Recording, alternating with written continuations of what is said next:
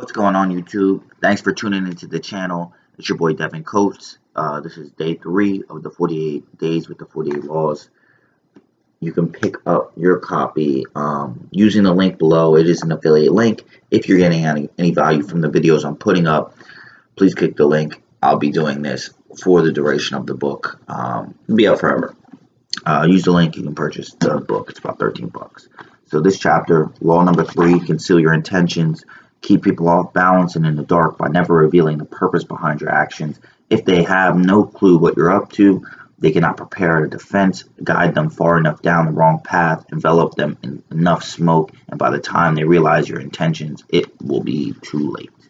So this and actually chapter number 4 are actually some of my favorite chapters in this book, but I'm going to try to kind of condense these down to a bit of a shorter time so it's a little more digestible. So there's kind of 2 forms in which Robert Greene kind of writes about that you can do the concealing your intentions. One is to use decoyed objects of desire and red herrings to throw people off the scent. So kind of make people believe that you believe one thing or that you're doing one thing, and then basically switch up and then do the other, so that they believe you believe one thing, they're all for you, and then you do something else, and then you're in there. So he kind of gives the example. It's actually a transgression. It's a story that really got me into the book. Back when I was 17, the first time I took a stab at it, and it's about Ninon de l'Enclos, and she's like a famous courtesan of France. Basically, she just was with a lot of the higher men of the time, people with a lot of rank. And there's this young guy who I guess is rich. I don't know. He uses a lot of words which I just kind of try to read into. He's a marquis, so I'm guessing he's just some rich guy that his parents basically employed her to help him get another girl who was pretty high up that really wasn't feeling him at the time. And basically he tells her the whole story, and he's just a little too upfront, too aggressive, and just basically telling her exactly how he feels, and the chick is not feeling it. So Ninon's like, yeah, actually, don't do that. Seduction's like warfare. You're going to need to break her down strategically. And this is the using the red herring tactic, by the way. And basically she's like, I want you to go to the next party and show up with another girl that's really beautiful around all her friends. It's going to make her jealous. She's going to be looking at you. It's going to give you social proof. And she's going to be like, oh, and she's like, women like guys that other women value. It's going to increase your value. And this guy's a little bit dumb, and there's not all this advice online for people to understand what she's talking about. So he's just going along with it. It's working. He's like, the next time you're around her, don't just sweat her. Don't stop sweating her. Act a little more distant, a little nonchalant, and just kind of play it cool. So she's doing this. He's following all her directions. He's like, stop showing up to the places where she knows you're going to show up. Show up to different places. Surprise her. Do this, do that. And de l'Enclos has a bunch of spies, and she sees her plan is working. Her spies are basically telling her that the Countess she's asking more questions about the Marquis, and she's a little bit more intrigued. She's wondering what he's doing. She's watching him when they're at places. And then at one point, he has her alone again in a house. Was at a party, not necessarily alone. And he completely just throws everything de l'Enclos been coaching him out the window, grabs her hands like, I'm in love with you. And then she's like, and kind of gets a little flabbergasted. The night ends awkwardly. She won't see him for a couple more days. The next time she sees him, it's super awkward, and basically the spell was broken. It didn't work. So basically he was doing everything right in the beginning. He was using the red herring. She was completely believing that maybe he's really not interested in me anymore, and it was kind of evoking all these emotions coming out of her. But then basically in a fleeting moment of impatience, he just kind of tried to rush to the end too soon and made all of his intentions a little bit too apparent, and it completely broke everything he worked for, and basically he lost everything. Now, there was an observance, but I'm just going to skip to the smoke screen. So, cool story with the smoke screen is this that of the yellow kid, Wiley or Weil, something like that. Yellow Kid is like his nickname. But basically, there's this financier back in the early 1900s, and he's super rich, semi-retired, pretty much bored with life. Yellow Kid strikes him out, perfect opportunity, and he's like, and this guy's selling a property, and you need to put 2,000 up front, and it costs about 8,000 in total. So Yellow Kid goes there and basically says something along the lines of, I don't have the down payment. If you can wait a week, I can have the 8,000 in cash if you can hold this for me. And he's like, and 8,000 in cash at that time is equivalent to 150,000 in cash, modern day. So he's a little bit like, how are you about to get 150,000 in cash? So he's like, he keeps pressing him. He's like, yo, like, how are you about to get 150 in cash? I'm a little bit intrigued. And he's pushing him off, playing the game, like, yo, I mean, stop asking me, stop asking me. And then he keeps pushing. He's like, yo, I'll keep it a secret. Wow, how are you gonna get this money? He goes, well, basically, my family, they have a lot of money, and they own this place in Michigan that's a really nice house, and they need to get rid of it. And my uncle has very good reasons. He really doesn't like the family that's owning it. He doesn't like those people that are owning it, and he basically wants to rip them off, and he's going to sell it for $35,000 to a setup buyer. The setup buyer is going to buy it, and then he's going to resell it for what it's actually worth, $150,000, and we're going to make off on the deal crazy. And then the guy that he's talking to, he's like, word, that actually sounds cool. I want to be the setup buyer. Like, put me in, coach. Put me in. I want to be the setup buyer. He's like, nah, I don't really want to involve you. I'm not trying to get all crazy. He's like, nah, I'm a millionaire. I have this property you're trying to buy for 8,000. I got the money. I can get it, snap of a finger. Put me as a setup buyer. So he's like, all right, whatever. Be the setup buyer. So he brings the setup buyer. He sets him up as a setup buyer. They're in the train. They meet with the people that are originally going to sell the property first, and basically everything's going well. The deal's going well. They basically closed the deal. He has the money in the bank. Once they land, he can give them the $35K to buy the house for the first part of like the dupe. And while he's there, Weil kind of talks about, he's like, yo, I'm actually a boxer trainer. That's actually my profession. Here's my boxer, top ranked guy. He's really good. And then, you know, the boxer shadow boxing. The boxer is actually like some middle-aged dude with gray hair, a beer belly, and while he's shadow boxing, the way Robert Greene's depicting it, he's saying he's like getting out of breath, just shadow boxing around. So, but the original guy that Weil brought in to be the setup buyer, he doesn't even notice, and he's like, oh yeah, whatever. Whatever, it's cool. And he's just all thinking about, he's like, yo, I'm gonna make so much money. I'm gonna buy this, I'm gonna be the setup buyer, and then I'm gonna make off. We're gonna split up 3 ways that 155K. But during the meeting, Weil brings up the fact that he's a boxer trainer, and then the financiers that are also selling the house are like, yo, I'm actually a boxer trainer. And they get into this crazy argument. Weil's like, yo, my dude will knock your guy out hands down. And in a fleeting moment, he's just like, yo, bet, we're gonna 30K, my guy will knock your guy out. And then they leave, and the deal's set. So tomorrow there's about to be a boxing match before the whole sale. And the uncle starts flipping out at Weil. He's like, yo, we do not have the money to pay for that, and you're gonna ruin the deal because I don't have the money, and we're gonna go down there and we don't have the money, and we're gonna look like a fool. And they keep arguing, and Weil's apologizing, and then the setup buyer's like, he's like, fuck it, yo, I don't want to ruin my own deal, so I'll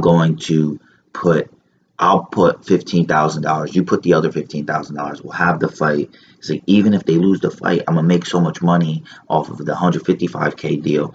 It really doesn't matter. I just don't want to ruin this deal with any ill will. So Wild's like, don't worry, I know the other boxer really well. We're gonna stage the fight. My boxer's gonna win. Da da da da da. Everything's going well. They practice in a hotel room. The throwing of the fight looks all right. They go to the fight. All the money is locked. His 35K, everything for both deals is locked in a safe box, and everything's going to be hashed out after this boxing match. They have the boxing match. Everything's going well until 1 second where Wiles' boxer, the guy who's supposed to win, gets hit with the mean right, and then he falls to the floor. Blood falls from his mouth. The other financiers, they come up, and one of them's supposed to be a doctor. He touches his pulse. He's like, yo, he's dead. Everybody has to dip before the police come. When Gross, that's the original setup buyer, leaves, he's like, yo, I don't want to see this guy anymore. I don't care. He's like, 35K, I'm a semi-millionaire. That's fine. I don't want to be implicated for murder. You know what I mean? That's like a pretty serious crime. And dips out and just runs away. Basically, everything was a heist. The boxer gets up. He had chicken blood in his mouth. It was all a ruse. And basically, everybody that was in all of the deals was in on this scam. So basically, they all split up that guy's 35K, and that was the taking, and basically for a couple days work. And if $8,000 is equal $150,000 today, you can kind of do the math that it's more than 4 times. So they made over $600,000 in a couple days work. So that was basically that story. So that was the example of the smoke screen. So I'll just kind of break down the difference. The red herring is kind of, you want to make somebody believe something that you're doing, or your intentions are something that they're not. And then the smoke screen is kind of like you're lulling them to sleep. So with the Ninon de l'Enclos one, the Marquis, his whole point was to act as if he was not interested in the Countess anymore.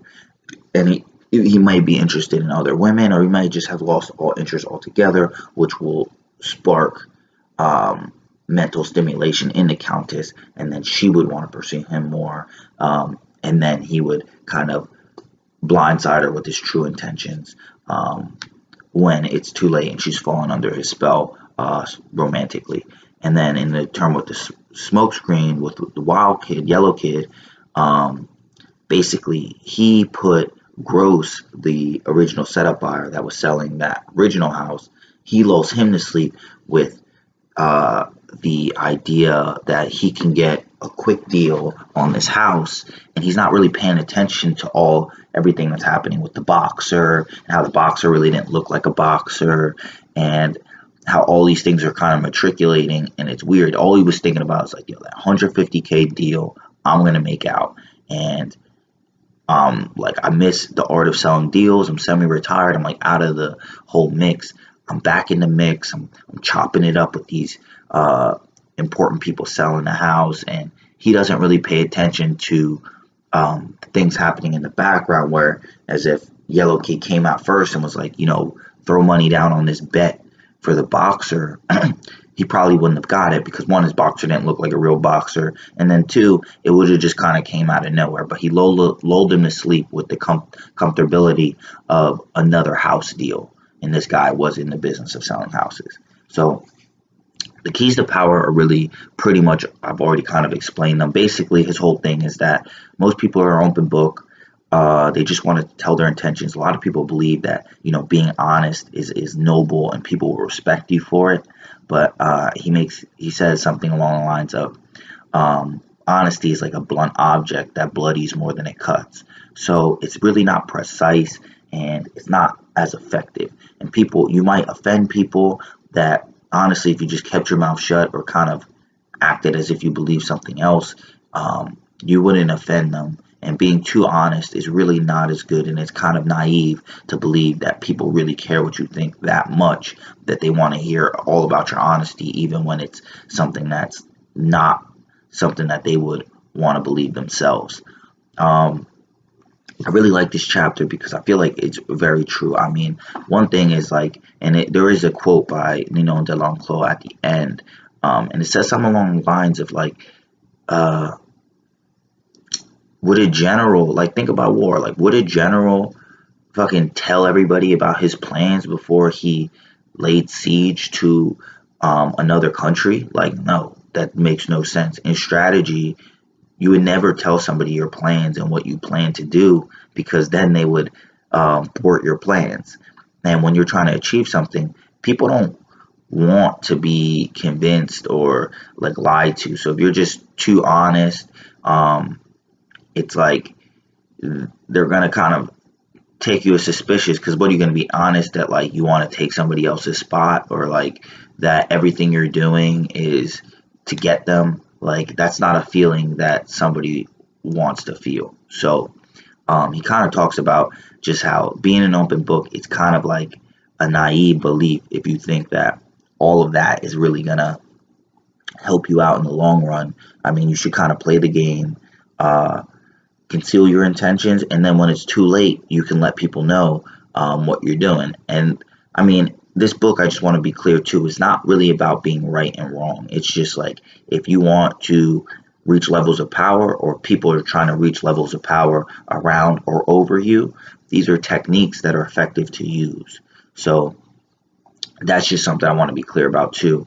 The only reversal he says is that you do not want to become the guy that is always known as a fucking liar. Like, that's not, like, if you're known as a liar, then practicing your deceptions is going to be bad. So he did give some other examples, like Selassie from Ethiopia. That was a great story. I mean, pick up the book and read the chapter yourself. That one's a really good story. But that guy, when he practiced his smoke screens, he had a very still face, and he had a very long reign over Ethiopia. We'd had a history of turmoil.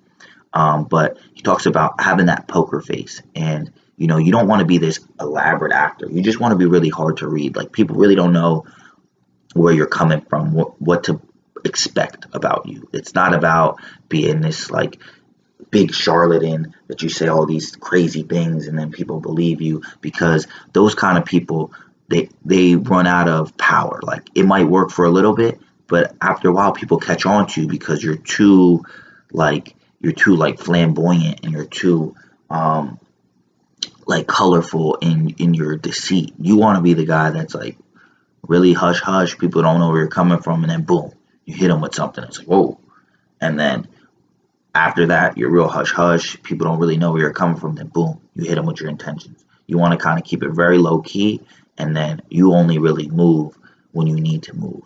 So that's really my whole take on the conceal your intentions. I mean, the real big one that I would think is, think about any game, or any, like, chess is a great game. And I remember one game I was playing with somebody at one point. It was like, I was playing this one game of chess, and if you know how chess works, it's like, it's all like tricks and kind of deception. You're trying to play people. Or I used to play Warcraft 3, not World of Warcraft, Warcraft 3, real-time strategy games. And there was a lot of times, actually, the Warcraft 3 example, if you guys played this game, is going to work. I'm trying to explain it in a way that everybody can get. It's basically a war game. You create troops, you attack buildings, and there's different strategies. Like, you can do a rush, where you basically don't level up anybody, and you just use the very basic units, and you send them out as fast as possible to destroy people's base. Or you can do more of a leveling up kind of technique, where you spend more time, and it takes a while, and you won't have as much troops early on, and you have the risk of losing, um, but you basically level up all the way, and then you pick the highest troops. One strategy I used to like to do was, you get this one hero early on. Well, you get one every time you level, but that's besides the point. You get a hero at the beginning, and he's way stronger than any basic units, and you just really don't want this guy to die. That's kind of one of the biggest parts. And what you could do was, I would send my hero guy out to their base and start attacking all their like worker units and their low units, and basically just harass them. And to their appearance, and I might build a couple basic units, they would start fortifying and protecting, and they would probably start thinking I'm going to rush them with this big attack. And it really was just kind of a smoke screen, where I'm leveling up in the back. I really don't have a lot of units. I'm just kind of making that appearance by attacking them over and over, keeping them occupied with my presence, and then I would level all the way up, build the biggest units, and then attack them. And it was like, I'm not going to tell them, like, I'm not going to chat on the guy, yo, I'm actually leveling up, man. Like the whole beauty of the strategy was that he didn't really know what I was doing, or she. I mean, most of it was guys, and I played when I was a lot younger. I was 13, 12, 13, 14. But that was just an example, like a real-time example. Or in chess, it's the same thing. You might be making moves in a one game in chess that I was trying to talk about before. Like, I was playing the guy, and he had me in a position of, like, where he was about to win. And we're both kind of, like, in each other's base. And then I saw what he was doing. I saw he was only a couple moves from checking me and then putting me in checkmate. So I stopped protecting myself. And I could tell, was thinking, oh, shit, he's not protecting his king. He's not really moving his king out of danger. And I saw him, he's moving close. He literally was like 2 moves from checkmate. And I just moved my queen in a position where I put him in check. And I wasn't really in great position, but I put him in check. And if you know how chess goes, he's forced to move his king now. He cannot go on the offensive. And then I basically, over the next 10 to 12 moves, formulated a way where I kept putting him in check, where he couldn't proceed on me. And then eventually I put him in a position where, one, he had to retreat his main piece that was threatening me. And then, two, I kept putting him in check until eventually I got him in a position where I could checkmate him. But it was basically, the smoke screen he had was, or it was actually more probably of a red herring, was that he saw that it was so easy to attack me. And then at one point, I jump on the offensive to take him out. Now, I know I said I was going to try to make this shorter, but this is probably the longest one. But really like this chapter. Tune in next week for chapter 4. If you like the content, you want to pick up a copy, that's the way you're going to get the most out of it. That's really what this purpose is for, is that, you read it, you can play this in the background, you can pick up your copy in the link in the description below. And until next time, you know what it is. It's your boy Devin Coates. Like, comment, subscribe. Do have some discussion questions. Number 1 is, do you conceal your intentions when you're doing things, or are you an open book? Second question is, do you think there are some circumstances where concealing your intentions doesn't really apply and you should just be completely honest? And then the last one is kind of what I might ask for all of these, because a lot of these are controversial. So do you fundamentally, in most situations, agree with this law? Let me know what you think. Post them in the comments. Hit the like button. Hit the subscribe button. It's your boy Devin Coates. I appreciate you taking the time to watch the whole thing. Peace.